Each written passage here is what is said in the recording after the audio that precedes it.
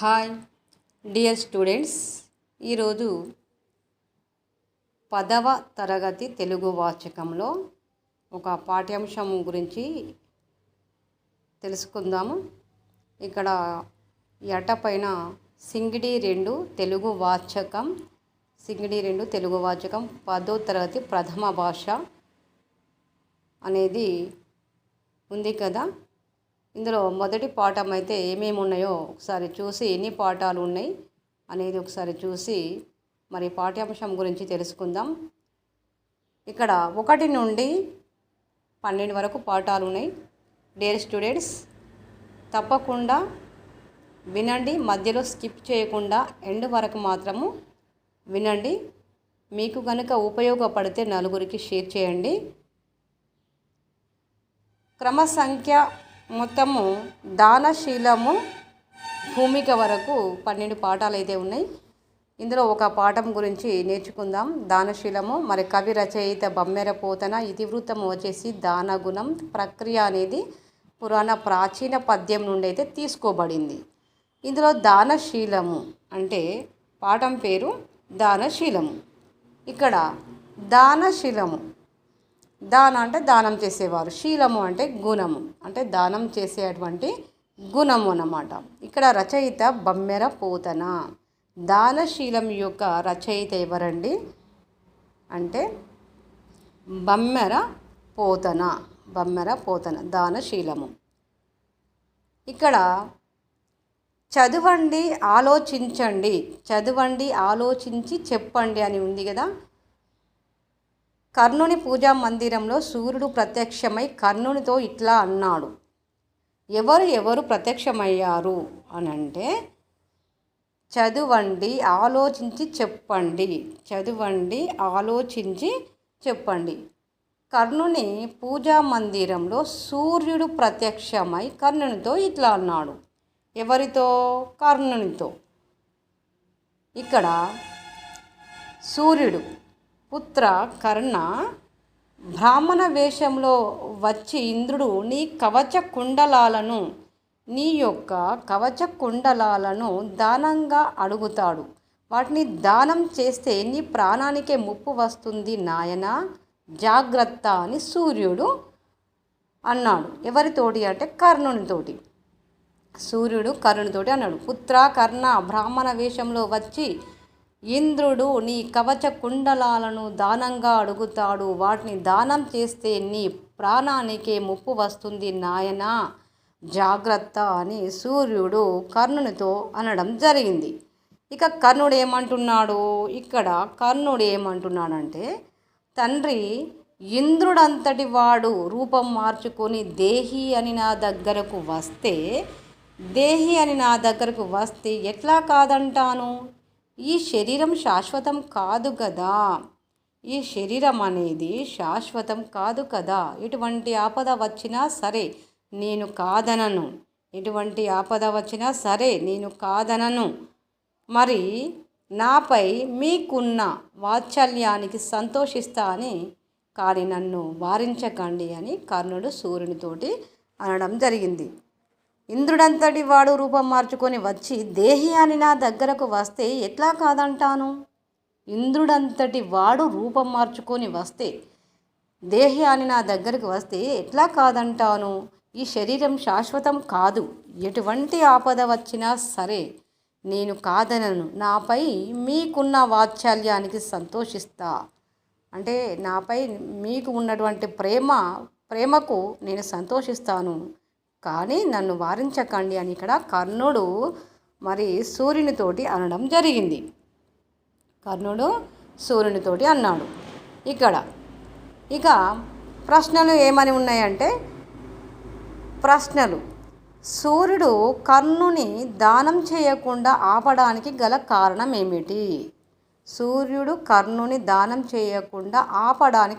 కారణం ఏమిటి? Dear students, ఇక్కడ మీరు సొంతంగా ఆలోచన చేయాలి. ఆలోచన చేస్తే సొంతమైనటువంటి ఆలోచనలతోటి ప్రశ్నలకు జవాబులు రాయడానికి అనేది వీలుంటుంది.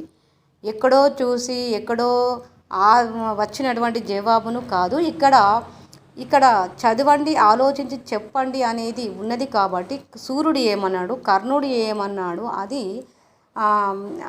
మెదడులో పెట్టుకొని తగిన ఆలోచన చేసి ఎవరిని ఏమన్నారు, ఎందుకు అన్నారు, ఏ ఉద్దేశంతో అన్నారు అనేది చక్కగా ఆలోచన చేయాలి. అంటే స్వంత ఆలోచన చేయాలి. స్వంత ఆలోచన చేస్తే మీరు స్వంతంగా ఎన్నో స్వంతమైన బుక్స్ రచించడం కానీ రకరకాలుగా ఉంటాయి కదా, రచించడంలో కానీ బుక్స్ గ్రంథాలు కానివ్వండి, స్వంత ఆలోచన ఏదేనేమి ఉంటే అది తప్పకుండా మీరు చేయగలుగుతారు. ఎందుకనంటే ఇక్కడ ప్రశ్న ఉన్నది కదా, ప్రశ్నకు జవాబు ఉన్నది ఉన్నట్టుగా చెప్పడము అది మనవలసిందే. ఎందుకంటే స్వంత ఆలోచన అనేది ప్రతి ఒక్క విద్యార్థికి ఉండవలసినటువంటి విషయము, అది తెలుసుకోవలసినటువంటి విషయము అన్నమాట. కాబట్టి స్వంత ఆలోచన అనేది చాలా ముఖ్యము. ఇక్కడ ప్రశ్నలు ఏమని ఉన్నాయంటే, సూర్యుడు కర్ణుని దానం చేయకుండా ఆపడానికి గల కారణం ఏమిటి? ఇక్కడ పైన మీరు చూడాలి. సూర్యుడు ఏమన్నాడు, ఎవరితో ఏమన్నాడు, సూర్యుడు ఎవరితో ఏమని అన్నాడు అనేవి ఇక్కడ ప్రశ్నలకు జవాబులు మొత్తానికి ఇక్కడ ఉన్నాయి కదా. చూసి ఆ ప్రశ్నలకు జవాబులు మాత్రం మీరు తెలుసుకోవాల్సి ఉంటుంది. కర్ణుని మాటలను బట్టి మీకు ఏమర్థమైంది? ఇక్కడ కర్ణుని మాటలు ఉంటాయి కదా, కర్ణుని మాటలను బట్టి మీకు ఏమర్థమైంది? కర్ణుని మాటలను బట్టి మీకు ఏమర్థమైంది? అర్థమైంది తెలుసుకోవాలి, ఆలోచన చేయాలి. సొంత ఆలోచన అనేది తప్పకుండా ఉండాలి. సొంత ఆలోచన అనేది తప్పకుండా ఉండాలి. ప్రాణానికి ముప్పని తెలిసిన కర్ణుడు ఎందుకు దానం చేశాడు? ప్రాణానికి ముప్పని తెలిసిన కర్ణుడు ఎందుకు దానం చేశాడు? ఎందుకు చేసిండు దానము అనేది దాన్ని ఆలోచన చేయాలి. ఆలోచన చేస్తే జవాబు అనేది వస్తుంది, రాయడానికి కూడా వీలుంటుంది. మీకు ఆలోచన విధానం అనేది పెరిగిపోతుంది. ఓకే, ఇటువంటి దానవీరులు ఇంకెవరైనా ఉన్నారా? ఎవరు అంటే కర్ణుడు లాంటి దానవీరులు ఎవరైనా ఉన్నారా? ఉంటే ఎవరు? ఇంకెవరెవరు ఉన్నారు అంటే పూర్వపు కాలంలో ఎవరు ఉన్నారు, ప్రస్తుత కాలంలో ఎవరు ఉన్నారు అంటే ప్రస్తుత కాలంలో ఎవరు లేరండి. దానవీరుడు శూరుడు అనేది ఎవరు లేరు. నేను సంపాదించుకుంటే నాకే వస్తుంది, నాకే ఆ మూట అనేది నేనే దాచుకుంటాను, రేపు వెళ్ళేటప్పుడు పట్టుకొని పోతాను అని అనుకునేవారు ఉన్నారు. కానీ పూర్వకాలంలో ఉన్నంత రాజులు ప్రస్తుతం అయితే లేరండి. అది గమనించుకోవాలి. మీరు సొంతంగా ఆలోచన చేయాలి. ఇటువంటి దానవీరులు ఇంకా ఎవరైనా ఉన్నారా? ఉంటే ఎవరు? ఇది ఆలోచన చేయాలి. ఓకే, మరి ఈ పాఠం యొక్క నేపథ్యం ఏమిటి, ఉద్దేశం ఏమై ఉంటుంది అంటే, విరోచనుని కుమారుడైన బలి అసుర చక్రవర్తి ప్రహ్లాదుని మనుమడు. విరోచనుని కుమారుడైన బలి అసుర చక్రవర్తి ప్రహ్లాదుని మనుమడు. ఇతడు తన శక్తి సామర్థ్యాలతో స్వర్గలోకాన్ని ఆక్రమించడం జరిగింది. ఎందుకంటే ప్రహ్లాదుని మనమడు కాబట్టి బలి అసుర చక్రవర్తి. ఇతడు తన శక్తి సామర్థ్యాలు, ఎందుకంటే వాళ్ళకు శక్తి సామర్థ్యాలు పూర్వకాలంలో ఉండేది కదా, కాబట్టి వాళ్ళు ఏది చేసినా కూడా జరిగేదన్నమాట. ఇప్పుడు కూడా ప్రస్తుతం జరుగుతూ ఉన్నాయి వాళ్ళ యొక్క, ఎందుకంటే రాక్షసులు ఉంటారు కాబట్టి రాక్షస మాటలు చాలా ఉంటాయి కాబట్టి వాళ్ళ ఇప్పుడు కూడా ప్రస్తుతం జరుగుతూ ఉన్నాయి. మరి ఇతడు తన శక్తి సామర్థ్యాలతో స్వర్గలోకాన్ని ఆక్రమించడం జరిగింది. ఓకే డియర్ స్టూడెంట్స్, మొత్తము వినండి, స్కిప్ చేయకుండా వినండి, ఆలోచన చేయండి. ఓకేనా? ఇతని పరిపాలనలో కొందరు దేవతలు స్వర్గాన్ని వదిలిపోగా మిగిలిన వారు వివక్షకు గురైనారు. ఎందుకనంటే ఈ బలి అసుర చక్రవర్తి ప్రహ్లాదుని మనుమడు. ఇతడు తన శక్తి సామర్థ్యాలతో స్వర్గలోకాన్ని అంటే దేవతల లోకాన్ని ఆక్రమించాడు. ఇతని పరిపాలనలో కొందరు దేవతలు స్వర్గాన్ని వదిలిపోగా మిగిలిన వారు వివక్షకైతే గురి కావడం అయితే జరిగింది. పాఠం నేపథ్యం లేదా ఉద్దేశం అని ఉంది కదా, మరి ఇవన్నీ జరిగినాయి కదా. విరోచని కుమారుడైన బలి అసుర చక్రవర్తి ప్రహ్లాదుని మనుమడు. ఇతడు తన శక్తి సామర్థ్యాలతో స్వర్గలోకాన్ని ఆక్రమించడం జరిగిందని మరి తెలుసుకున్నారు కదా. ఇతని పరిపాలనలో కొందరు దేవతలు స్వర్గాన్ని వదిలిపోగా మిగిలిన వారు వివక్షకు గురైనారు. ఈ విషయాన్ని వారు అంటే దేవతలు మహావిష్ణుతో చెప్పుకోవడం జరిగింది. మరి మహావిష్ణువు వామనునిగా జన్మించి దేవతల కష్టాలు తీరుస్తానని అభయం అయితే ఇవ్వడం జరిగింది. ఆ తర్వాత కొంతకాలానికి మహావిష్ణువు వామన అవతారం ఎత్తాడు. కొంతకాలం తర్వాత మహావిష్ణువు వామన అవతారం అయితే ఎత్తినాడు. బలి నర్మదా నది తీరంలో యాగం చేస్తుండగా నర్మదా నది తీరంలో ఏం చేస్తున్నాడు? యాగం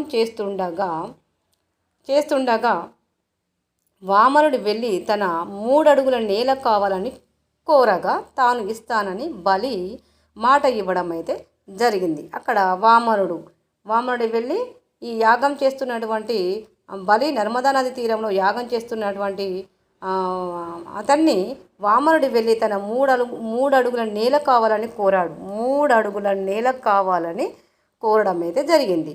తాను ఇస్తానని ఇక్కడ బలి అయితే మాట ఇవ్వడం జరిగింది. అప్పుడు రాక్షస గురువైన శుక్రాచార్యుడు ఏం చేశాడంటే, రాక్షసులకు గురువు అంటే రాక్షసులందరికీ గురువు ఒకరు ఉంటారన్నమాట. మంచి చేయాలంటే మంచి, చెడు చేయాలంటే చెడు. అంటే ఈ రాక్షస గురువు శుక్రాచార్యుడు ఏం చేసిండంటే వామని మాటలో ఏదో మోసం ఉందని గ్రహించి బలి చక్రవర్తిని దానం ఇవ్వద్దని మరి కోరడం అయితే జరిగింది. అప్పుడు బలి ఏమంటున్నాడు అనంటే, ఇచ్చిన మాటకు కట్టుబడే తత్వం ఉంది. నేను ఇచ్చిన మాట కదా, నేను మాట తప్పను అనే తత్వం అతనికి ఉందన్నమాట. మరి దానం చేయడంలోని గొప్పదనాన్ని తెలియజేయడమే ఈ పాఠం యొక్క ఉద్దేశం. దానం చేయడంలోని గొప్పదనాన్ని తెలియజేయడమే ఈ పాఠం యొక్క ఉద్దేశం. ఇదే పాఠం నేపథ్యం, ఇది ఉద్దేశం అన్నమాట. అంటే ఇచ్చిన మాటకు కట్టుబడే తత్వాన్ని దానం చేయడంలో గొప్పదనాన్ని తెలియజేయడమే ఈ పాఠం ఉద్దేశం. ఎందుకనంటే పూర్వకాలంలో మాటకు కట్టుబడి ఉండేదన్నమాట. ఇచ్చిన మాటను తప్పకూడదు అనేది ఉండేదన్నమాట. అలా ఉంటేనే కదా దేవతలు అయింది, కౌరవులు, పాండవులు, రాముడు, సీత, లక్ష్మణుడు, శ్రీ ఆంజనేయుల స్వామి, ఇలా వాళ్ళు దేవతలైనది. అంటే సత్యము ఎక్కువగా ఉండేదన్నమాట. అబద్ధాలు అనే మాటలు వారికి ఉండేది కాదు. కాబట్టి వాళ్ళు దేవతలైన. కానీ ఈ కాలంలో అలా ఉన్నారా? అలా లేరు కదా. కాబట్టి ఈ రోజులలో దేవతలు కావడం అనేది అసాధ్యం. ఎందుకంటే ప్రతిరోజు మరి పొద్దున లేచిన కానుండి ఎన్నో రకాలుగా అబద్ధాలు ఆడుతూ ఒకరి మీద ఒకరు చెప్పుకోవడాలు, ఒకరి మీద ఒకరు మాటలు చెప్పుకోవడాలు ఇలా జరుగుతున్నాయి అన్నమాట. కాబట్టి ఇప్పుడు దేవతలు కాదు కదా, వాళ్ళు రాక్షసులు కూడా కారు అన్నట్టు. ఓకే, ఇక పాఠ్య భాగ వివరాల్లోకి వెళ్ళిపోదాం.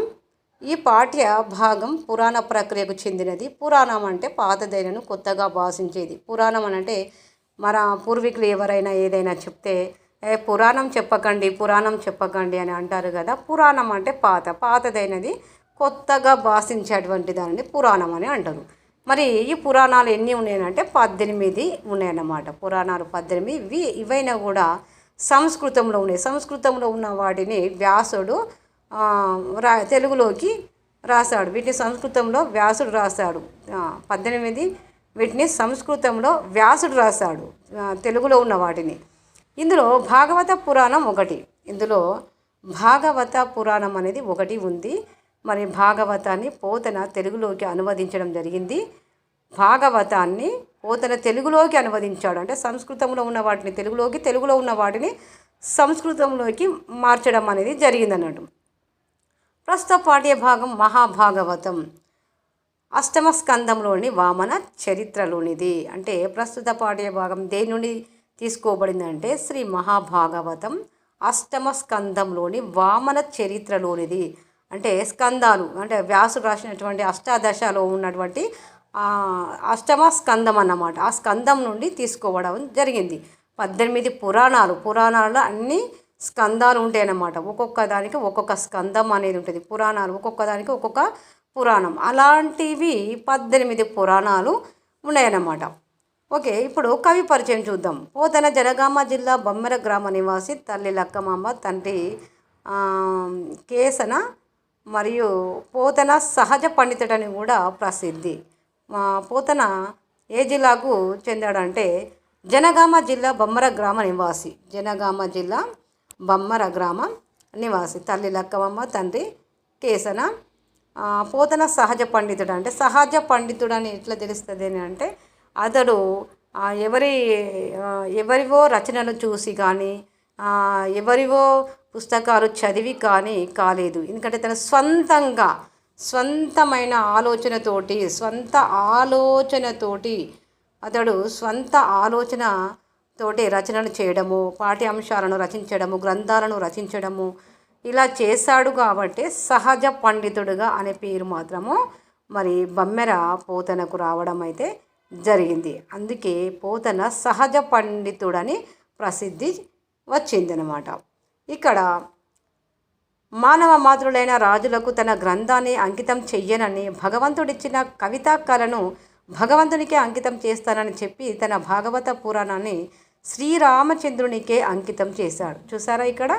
ఎందుకంటే సొంతంగా ఆలోచన, మనం ముందు చెప్పుకున్నాం కదా, సొంత ఆలోచన ఉండాలి, సొంత రచనలు చేయాలి, స్వంతంగా ఏదైనా చేయాలి. అలా చేస్తేనే మరి ముందు భవిష్యత్తుకి బాగుంటుంది. ఎవరో రాసిన వాటిని, ఎవరో చదివిన వాటిని, ఎవరో చేసిన వాటిని చేస్తే అది సొంత ఆలోచనకు దారి తీయదన్నమాట. ఒక ప్రశ్న రాగానే ఆ ప్రశ్నకు సొంత ఆలోచనలు రావాలి. ఆ ప్రశ్నకు మరో ప్రశ్న, మరో ప్రశ్నకు మరొక ప్రశ్న, ఇలా ఒక్కొక్క ప్రశ్నకు ప్రశ్నలు పుట్టాలే తప్ప మరి అక్కడికే ఆగిపోవాలని చేయకూడదు. అంటే సొంత ఆలోచన చేయాలి. డియర్ స్టూడెంట్స్, తప్పకుండా వినండి. ఇక మానవ మాతృలైన రాజులకు తన గ్రంథాన్ని అంకితం చెయ్యనని భగవంతుడిచ్చిన కవితా కళను భగవంతునికే అంకితం చేస్తానని చెప్పి తన భాగవత పురాణాన్ని శ్రీరామచంద్రునికి అంకితం చేశాడు. చూసారా ఎంత అద్భుతం! సహజ పండితుడని పేరు ఎందుకు వచ్చింది? భగవంతుడు ఇచ్చాడు కాబట్టి భగవంతునికే నేను అంకితం చేస్తాను అనే ఉద్దేశంతో తన భాగవత పురాణాన్ని మాత్రము ఇక్కడ శ్రీరామచంద్రునికే అంకితం చేయడం జరిగింది. శబ్దాలంకారాల సొగసుతో భక్తి రస ప్రధానంగా ఇతని రచన సాగుతుంది. పండిత పామర జనరంజకంగా రాయడం పోతన ప్రత్యేకత. ప్రహ్లాద చరిత్ర, గజేంద్ర మోక్షం, రుక్మిణీ కళ్యాణం. ఇక్కడ చూడండి, పండిత పామర జనరంజకంగా రాయడం పోతన ప్రత్యేకత, ప్రహ్లాద చరిత్ర, గజేంద్ర మోక్షం, రుక్మిణీ కళ్యాణం మున్నగు ఘట్టాలలోని పద్యాలు ప్రతి తెలుగువాడికి మరి కంటత వస్తాయి. పోతన రచనా శైలి మధుర భక్తి కవులకు ఉరవడిగా నిలిచాయి. వీరభద్ర విజయం, భోగిని దండకం, నారాయణ శతకం ఇతని యొక్క రచనలు అన్నమాట. వీరభద్ర విజయం, భోగిని దండకం, నారాయణ శతకం ఇతని యొక్క రచనలు. అంటే శబ్దాలంకారాల సొగసుతో భక్తి రస ప్రధానంగా అతని రచన సాగేదన్నమాట. మరి ఇతని యొక్క ఊహా చిత్రం ఇలా ఉందండి. మరి ఈ చిత్రాన్ని చూసినట్లయితే క్రీస్తు శకం 15వ శతాబ్దంకి చెందినటువంటి పోతన గారు, బమ్మెర పోతన 15వ శతాబ్దానికి చెందినటువంటి కవి అన్నమాట. సహజ పండితుడని కూడా ప్రసిద్ధి కావడం అయితే జరిగింది. ఓకే స్టూడెంట్స్, డియర్ స్టూడెంట్స్, ఈ వీడియో కనుక నచ్చినట్లయితే లైక్ చేయండి, సబ్స్క్రైబ్ చేయండి, కామెంట్ చేయండి, నలుగురికి షేర్ చేయండి. మిగతా పాఠ్యాంశము రేపటి వీడియోలో కలుద్దాం.